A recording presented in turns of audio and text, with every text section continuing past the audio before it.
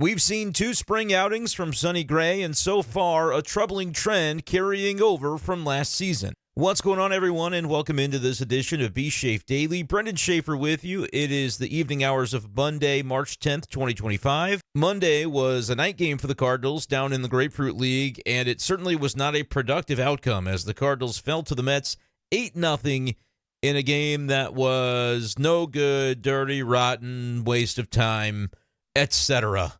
On both sides of the ball. The Cardinals losing 8-0, only getting 3 hits on the offensive side and obviously being shut out. It was a sluggish day for the offense and a sluggish day for Sonny Gray, to be totally honest with you. We'll talk about Sonny's outing and how a trend from last season that cropped up in an otherwise pretty good year for Sonny, his first year in St. Louis. The home runs that he gave up last year were kind of an aspect of his game that made you scratch your head a little bit. Gave up a career-high 21 homers last season, and already through 2 spring games, he has allowed 5 home runs, as he was tagged twice on Monday, once by Juan Soto, the newest and highest-profile Met. So we'll talk about our expectations for Gray, what's going on with the homers, and whether it's something that we believe is going to follow him into the regular season again. But before we dive into the conversation on tonight's episode, I'd like to take a moment to tell you about our newest partner on b-schaeff Daily. It's Kevin with Universal Windows Direct. For over 20 years, Universal Windows Direct has been upgrading homes across St. Louis. But if you want the best in the business, you need to talk to Kevin. With expert advice, unbeatable deals, and a passion for perfect windows, Kevin will help you find the perfect fit for your home. Right now, if you buy 2 windows, you'll get 2 free. Plus, you can ask about their special financing offers. So don't wait. Call or text 618-520-1234 today to schedule your free estimate, and you'll be saying, I love my windows. And Kevin is a huge Cardinals fan, longtime listener of b-schaeff Daily. So if you're in the market for new windows, that number to call or text once again, 618-520-1234 in the greater St. Louis area. Support the show, support a listener of the show and a big Cardinals fan, and give Kevin a shout with Universal Windows Direct. I'll have all the contact information as well posted below in the video description. Okay, let's dive into the situation pertaining to Sonny Gray, because last year he gave up 21 home runs, and he was coming off of the season in 2023 where with the Minnesota Twins, he finished second in the American League Cy Young vote. He led the American League in fielding independent pitching at 2.83, and that's a hard thing to do if you're giving up a bunch of home runs, which he didn't. 8 home runs allowed was part of the reason Sonny Gray was so successful in 2023 with Minnesota. And remember, that was the year off of which he ultimately signed his deal with St. Louis. Now, last year, Sonny Gray did a lot of things really well with the Cardinals. Had over 200 strikeouts for the first time since 2019 with 203 Ks. He saw his ERA go up, but still at 3.84. He won 13 games, which was a high for Sonny going all the way back to 2015 when he was a 14-game winner with Oakland. Had 28 starts despite the fact that he missed the first couple of weeks of the season with that hamstring injury that he suffered during spring training. He still logged 28 starts and 166 in the third innings pitched. Didn't really walk a ton of guys either. 39 walks was a pretty good walk rate for those 166 innings, but it was the home runs that really jumped out against him. 21 allowed, which was a career high. Had never allowed more than 19 previous to last season. And now through a couple of spring training games, and I want to set the scene, obviously, for the fact that it's spring training. Like, this is not the regular season, and so if Sonny Gray's working through some things to make sure he's ready to go day one, that's more than understandable. But at the same time, when you look at all of the things that he did so well last year, like he had a career best in strikeout to walk ratio last season. And like by far, a 5.21 strikeout to walk ratio when for his career he's a 2.96. He had an 11.0 Ks per 9. For his career, he's an 8.9. And that 11.0 Ks per 9 was second only to his 2019 season, it looks like. 2020, in fact. So he did that in a truncated year with the COVID situation. Baseball only saw 60 games that summer.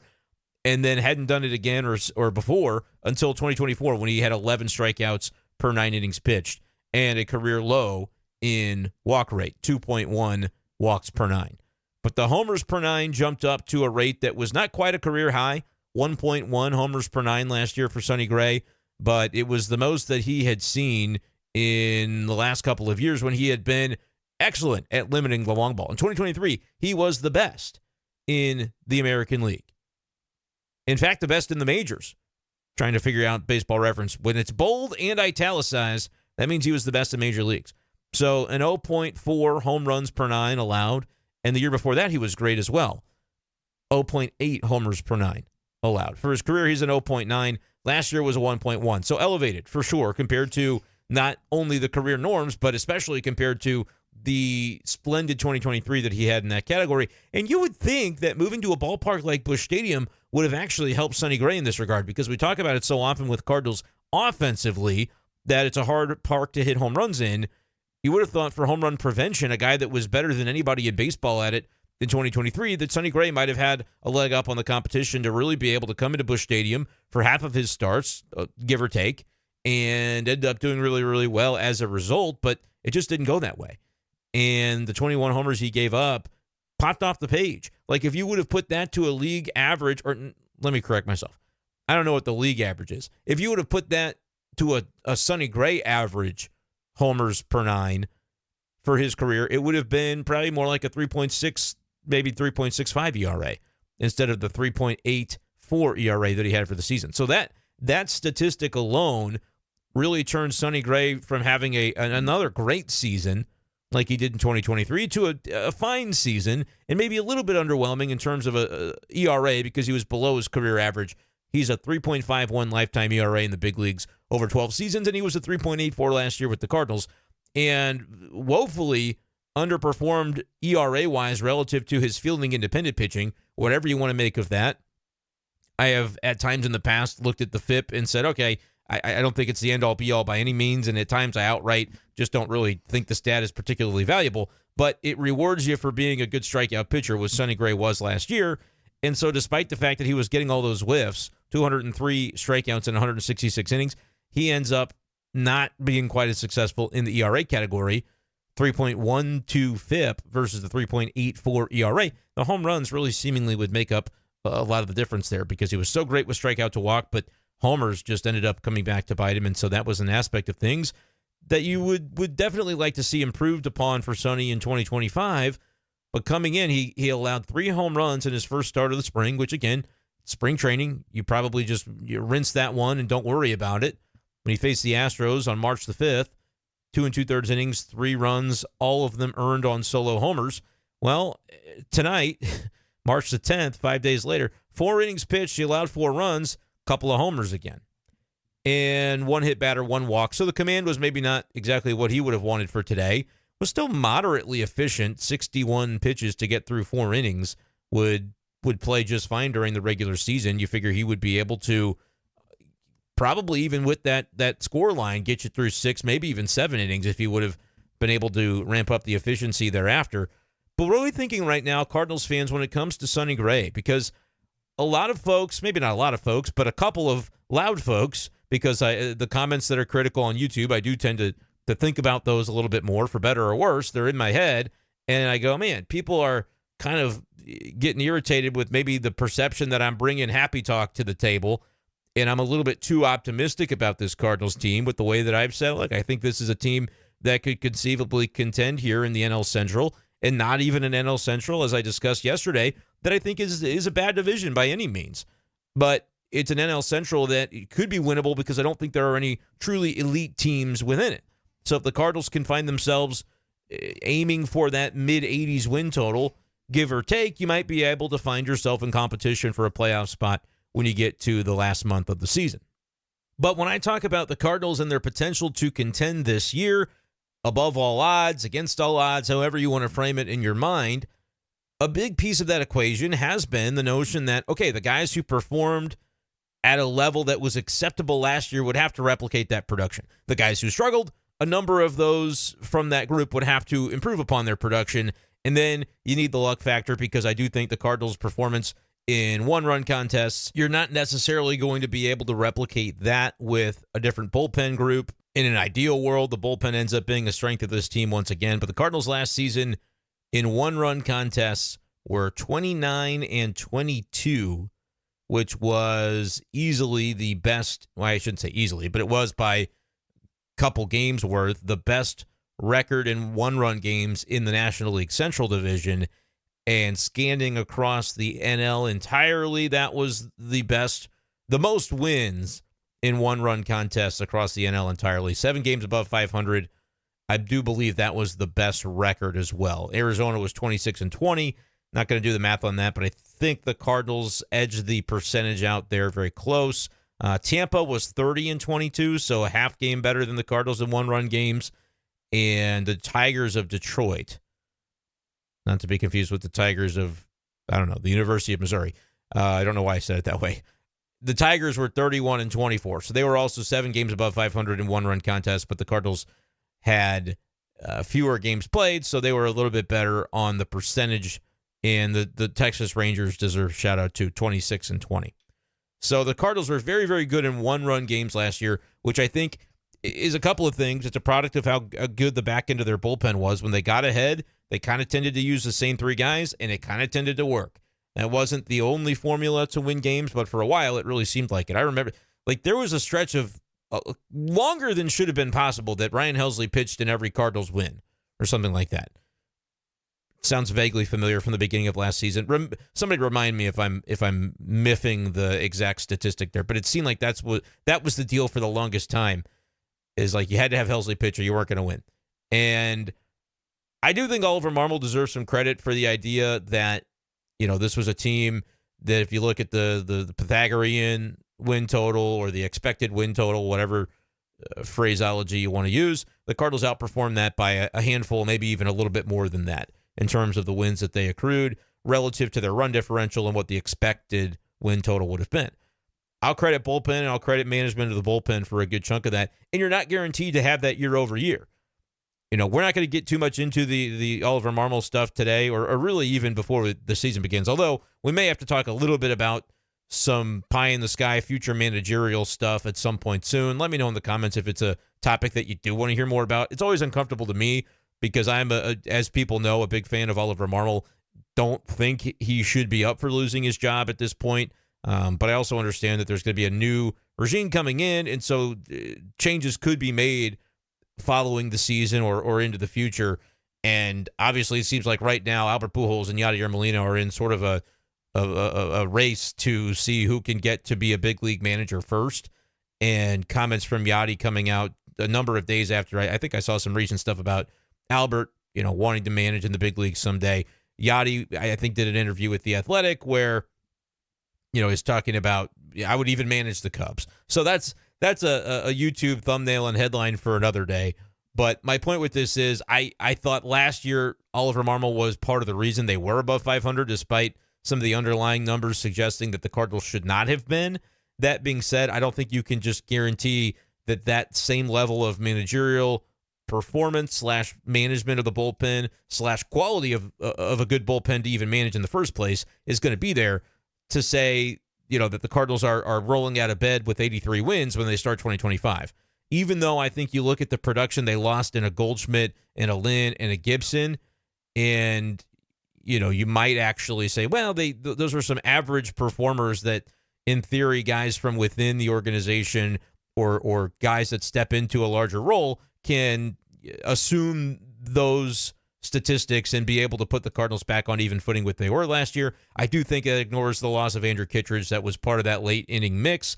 But what we're seeing so far from spring, there have been some encouraging signs from guys like Chris Roycroft. Even if like a Gordon Graceffo gets into a bullpen role, I think you're going to have right-handers to choose from as long as they identify the right guys to get those 7th and 8th opportunities, along with Ryan Fernandez and JoJo Romero, who will bleed into the 9th where Ryan Helsley will make his home once again.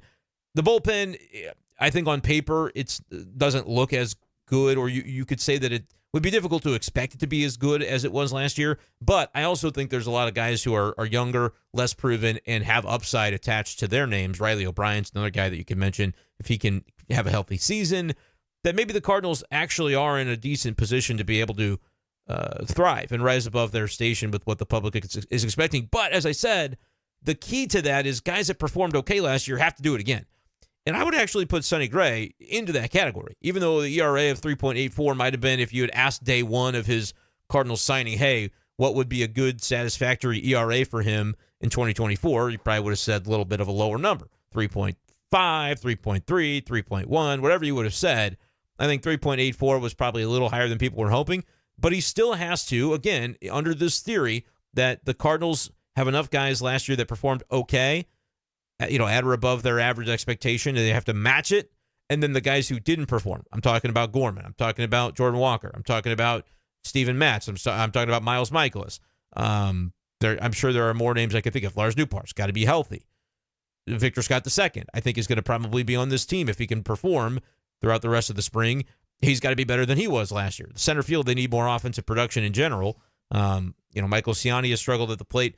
But if we're going to talk about Michael Ciani's struggles, you got to talk about Mason Wynn's struggles. He's hitting 103 and he struck out twice today. So we'll see. I'm not counting Ciani out in the same way that I wouldn't, I wouldn't presume to count out Mason Wynn because he has a slow start. Although I will mention that Victor Scott had a couple of bases on balls today in the game against the Mets. So, and he started in right field, interestingly enough, because they're just getting Victor as many looks as they possibly can. Like Ciani's got to get his starts in center. He was over 3 with 2 Ks. Lars Nootbaar is going to get some starts in center because I think the team wants to continue looking at just how that looks. My belief is that he should be in left field when the regular season starts. But I think getting Victor everyday opportunities, and if you have another guy that you're trying to start in center field that day, that's fine. Start Victor in another spot is great. I like that they are continuing to do that right now with Victor Scott. But nevertheless, was checking to see if I had missed that Scott had stolen a base, but he did not. But he did reach base 0 for 1 with 2 walks. So he's still at a 1055 OPS for spring. Yeah, if that holds, my center fielder day one is going to be Victor Scott because he's another guy that I think there's so much upside compared to what he provided for the Cardinals last year that ideally it gets into a situation where he can be part of that group of underperformed last year, even though there shouldn't have been any expectations for Scott coming in. Probably would not have been somebody you would have thought would have made the team in the first place. But had a very low batting average, very low OPS. If he steps up, okay, put him into that group with when you're cataloging the opening day lineup or the regular lineup, guys like Gorman and Walker have got to be better. Victor Scott maybe can be another area that you boost. Then you can start to think about more of the niches and the details of like Ivan Herrera's got to throw out more base runners or be more competitive in managing the run game. Things like that I think are things that are within reason to hope for. But again, if those guys all take steps forward, or a number of them do, and you get a healthy Nootbaar and you get all these other things you're hoping to get that you didn't have last year, you can't then have a Sonny Gray backslide and not be, a top 30, top 40 starting pitcher in MLB, which, I'd have to go back and look at all the data from last year, but I think, give or take, that's a fair place to have said that Sonny Gray was a year ago in his age 34 season. I guess I could go back and look at it. I know the ERA was probably not top 30 among starters in terms of MLB at 3.84. Let's go qualified players here and sort it by ERA. We can come up with this pretty quick here. George Kirby was 25th among qualified starters, and I don't know what that is, if it's 5 innings per whatever. I'm just going to sort it by qualifying to get an idea. And Sonny was 37th in ERA, but he was also probably top, I don't know how many pitchers had 200 Ks last year. Probably not very many. He was probably top 15, top 10 in strikeouts. Sonny Gray finished 8th in strikeouts last year. So yeah, I think top 30 MLB pitcher is more than a reasonable claim to have made about Sonny Gray from last year. Checking through some of the other stats, he was ranked 19th among qualified starters in opponent batting average against. He ranked around there, even better, 13th in opposing whip, walks plus hits per inning pitched. So he was bona fide top 30 starter in MLB last year. I think he's got it. Now, look, he could also be in the category of guy that you would say he could be someone that actually improves upon what he did last year, because from 23 to 24, his ERA dropped by a full run. 1.05 from 2.79 to 3.84. And he threw 18 fewer innings because he spent some time on the injured list. But if Sonny Gray finds the equilibrium of 175 innings and 200 Ks and allows, what was his career high in home runs that he allowed before last year? No, I had said 19. It happened a couple times. If he allows 15 home runs, you don't need the 8 that he allowed in 2023 when he led the league in fewest home runs per 9. If he allowed 5 or 6 fewer homers than he did last year, he's probably got an ERA around 3.5, give or take, maybe a little more than that. And I think that would be a reasonable rate to target for Sonny Gray. Certainly if that would bring it about to career norm of 0.9 homers per 9. Maybe you give up a homer every other start or so, but there were starts where he was giving up multiple, and then you're into the spring where he's giving up 5 and 2 outings. So are you concerned about it? Normally I would say no still, even though we're getting deeper into this spring thing.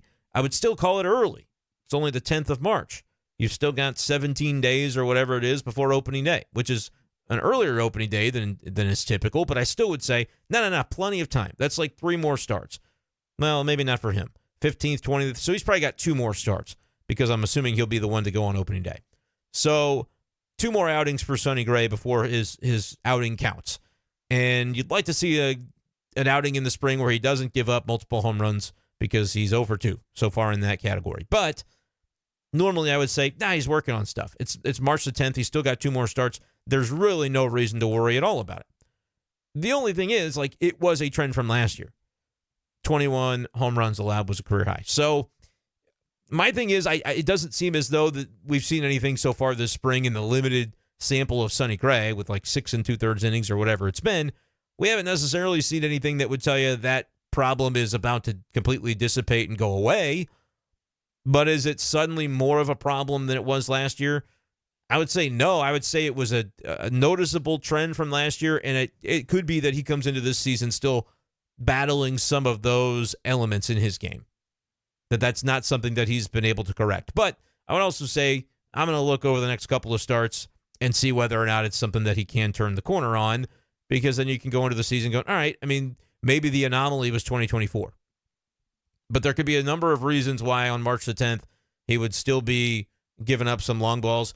You're still seeing some of the high-end stuff from Sonny Gray, 4 strikeouts in today's 4 innings. The stuff, I think, is still clearly there for him. And again, one of the home runs was against Juan Soto, or Juan Soto hit the home run off of Sonny Gray. Torrens was the other individual that homered, and I can't, frankly, tell you I'm super familiar with his game. He's got a 713 OPS so far this spring. Luis Torrens, a 28-year-old catcher, right-handed hitter. So, it's definitely something to monitor. And in conjunction with the offense not hitting on the same day, I think makes it feel worse. Or everybody's going to be in a worse mood having watched the Cardinal game on a day where you had 3 hits and you shut out 8-0. Even in spring training, I know at this point, Cardinals fans, if you spent the time to tune into that game, you probably were asking yourself, why did I bother at the end of it? But you're also, fair to have a reaction to the outing. And Sonny Gray, 9.45 is the ERA for the spring. But keep in mind, it's only been 2 outings and fewer than 7 total innings so far from Gray. Let's see what it looks like 5 days from now or whenever the next scheduled start for him is. But I would say he is definitely in that category of player that you cannot afford to see him backslide relative to last year if this is going to be a year where the Cardinals are going to go anywhere. He's going to have to be the tone setter at the top of the rotation. And there were times last year, especially early, once he came back from the hamstring, where it looked like he was on a Cy Young track. And then there were definitely stretches of the season where it was, I say frustrating to watch him, not really frustrating to watch him. Had to be frustrating for him to go through it, though, because he was laboring, was not getting through very deep into games, was throwing a lot of pitches, and then was dealing with that home run issue from time to time, which resulted in 21 homers, the most he has allowed in a season. So Sonny Gray's not getting pulled from the rotation.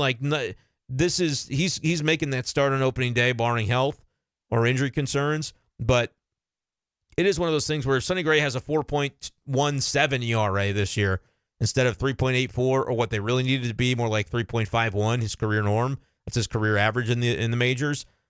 If it's 4.17 instead, that's a definite tick mark against the Cardinals potentially doing the types of things that if you're going to be the optimist, you still believe could be on the table for them. And if you go through his years, Sonny Gray's had years like that. So to say that it would be impossible that it would happen, I don't think would be accurate. He had a 4.9 ERA with the Yankees in 2018, went to the Reds and was dominant in pitching in that ballpark. 2.87 ERA. The next year was a COVID year, 3.7. The next year was still in Cincy, started to fade there, a 4.19 ERA before going and signing with the Twins. Or if he was traded to the Twins, I don't know. But regardless, like he's had years like that where it's been above 4 for the ERA in the past. His strikeout stuff, though, being better than it's ever been with the development of that sweeper and really being able to hone that in and fine-tune that pitch, has been a difference maker. At times last year, it was kind of felt like maybe he should throw it more. He's a guy that is meticulous with the way he thinks through and his repertoire and everything that he does to prepare in scouting and everything like that, that at times he's got, 6, 7, 8 different versions of pitches that he'll throw, taking a little off, put a little more on, a little cut this way. Like he's got a number of pitches he can go to, which keeps batters off balance for sure. But then are you maximizing the best pitch? I'm just asking that out loud to see what Cardinals fans think. Not because I think I have anything to offer Sonny Gray that he's not already considering or thinking. He would know his game better than anybody else on planet Earth, I would have to imagine.